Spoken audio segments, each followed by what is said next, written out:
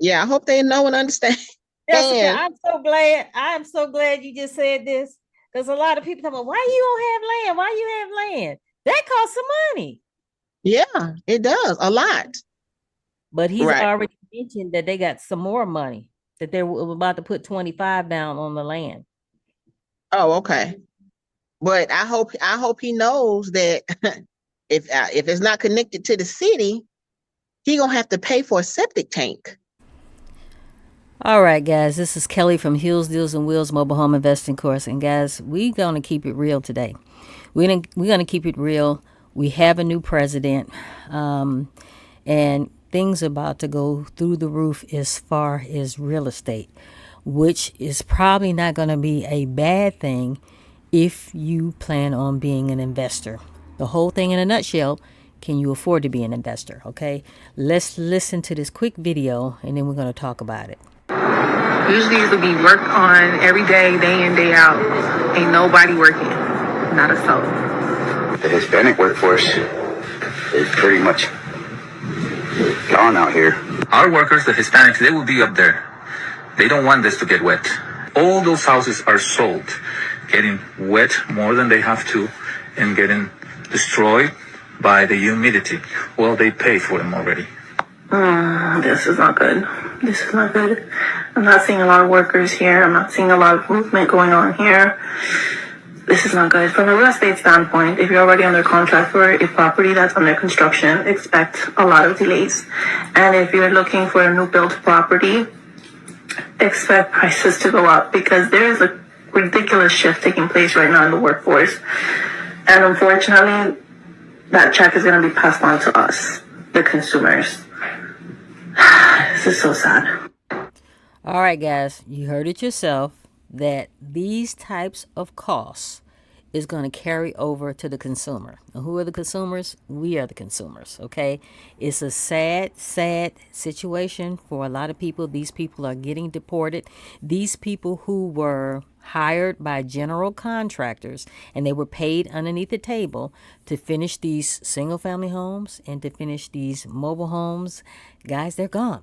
They're gone. And what's going to happen is demand is about to get very high for these homes. And it's only going to be a small amount of people who can afford the price tag that comes with these either single family homes or mobile homes. Okay, it's about to be true, guys, where the average single family home is going to run about $700,000, and we know with that type of price tag, guys, we're going to need about 10% or more down depending upon our credit. Okay, the thing is, guys, if you're already a handyman or you're already a contractor, things are going to start booming for you. Okay, you're probably in a good position right now, but if you're an investor and you do not own your own home, you don't own your own home, what's going to happen, guys, it's going to be very hard for you to obtain that money, especially if your job is corny. Okay, if you are not making enough money to get that deposit, guys, it's going to be hard for you yourself as the potential investor to get the money in order to purchase a single family home. So how I think about this whole thing is, okay, I don't have my own home. That's not true for me, guys, but I'm just saying this in the third person.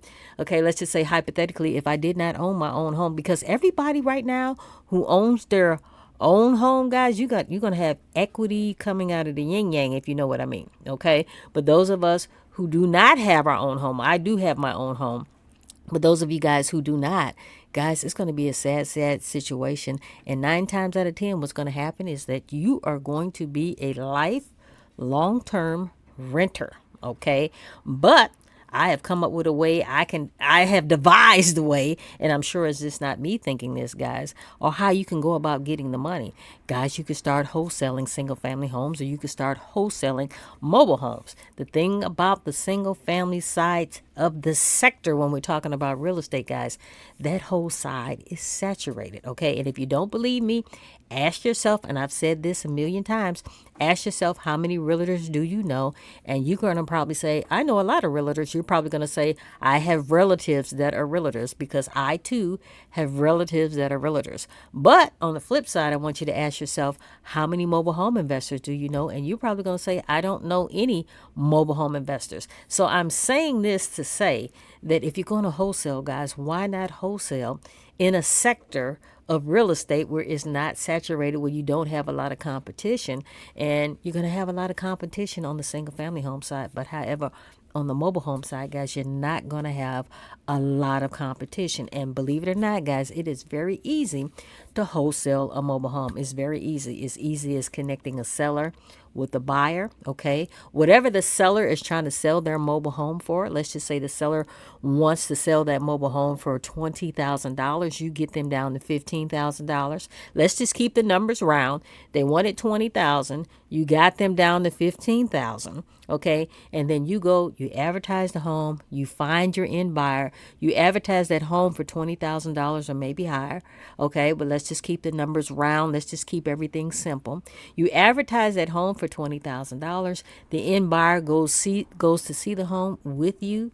Y'all talk to the seller, and you wind up getting the end buyer to purchase that home for $20,000. Okay, so remember, the seller, you now talk down to $15,000, and then you have an end buyer that's willing to pay $20,000. You gonna keep that $5,000 difference. That $5,000 difference is gonna go in your pocket. 9 times out of 10, guys, if you're dealing with a mobile home that's inside of a mobile home park, 9 times out of 10, you will not have to deal with a title company. Okay, but I go into more details about that in my course. But 9 times out of 10, you don't have to deal with a title company. You do not need a license. It's very, very quick to wholesale a mobile home versus trying to get on the single family home part of real estate where it's saturated with you, where you have so much competition. You're not going to have the same competition on the mobile home side of it. Okay, and that's why we like mobile home investing. Now, a lot of you have asked me time and time again,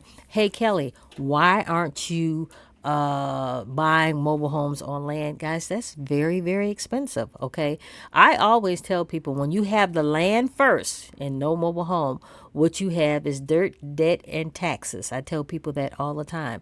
And a lot of time, guys, we like to rent our mobile homes out to Section 8. Section 8 and land, that does not jive, guys, because 9 times out of 10, Section 8 is not needed in the boonies. Okay, if your land is in the boonies with the mobile home, guys, 9 times out of 10, Section 8 is not needed out there. So it's going to be very, very hard for you to get a Section 8 tenant. And we like Section 8 because that is guaranteed money.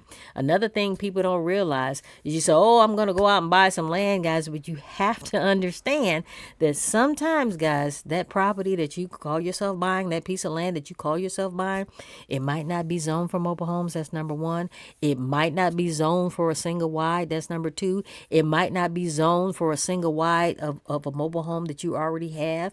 It might need to be a little bigger, a little smaller, or whatever the case may be. It might be zoned only for a double wide and you only have a single wide. And see, this is where the costs start adding up. And another thing, guys, when you go ahead and move a mobile home to land, what's going to happen is that you're going to be taxed differently than somebody like me and my family who invest inside of a mobile home park.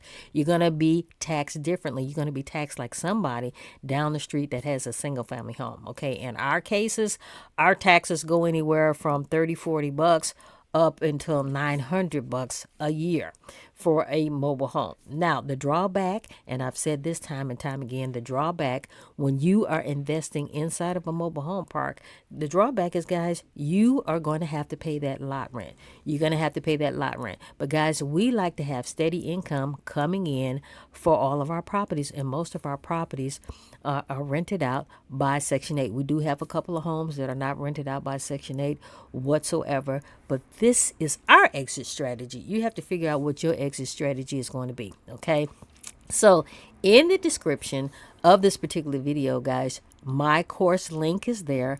I teach everything about mobile home investing. And then, guys, I also have 3 mini courses. In those mini courses, guys, you will not have access to me whatsoever. I teach you how to find mobile home parks that allow for renting.